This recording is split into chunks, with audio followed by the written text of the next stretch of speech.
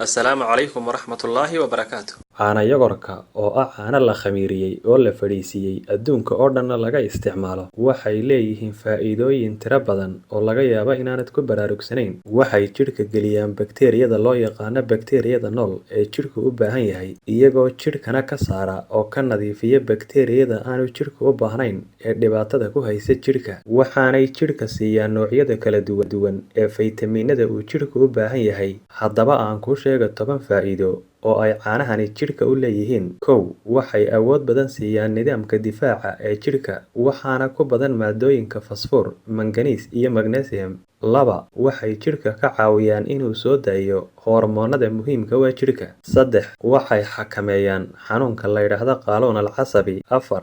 Waxay meesha ka saaraan cilladaha caloosha ku keena shubanka. 5. Waxay ilaa xad hagaajiyaan shaqada dheefshiidka. 6. Waxay wanaajiyaan caafimaad qabka lafaha iyo ilkaha, waxaana ku badan maadada calcium. 7. Daraasad la sameeyay 2014 waxaa lagu sheegay inay caanahani ka hortag wanaagsan u yihiin xanuunka sonkorowga noociisa 2. 8. Waxaa ku badan caanahan faytamiin B12, sidaa darteedna waxay wanaajiyaan shaqada iyo caafimaad qabka indhaha. 9. Waxay dawo wanaagsan iyo ka hortagba u yihiin halista ka iman karta xanuunka dhiig karka. 10. Waxay meesha ka saaraan bakteeriyada dhibaataysa caloosha.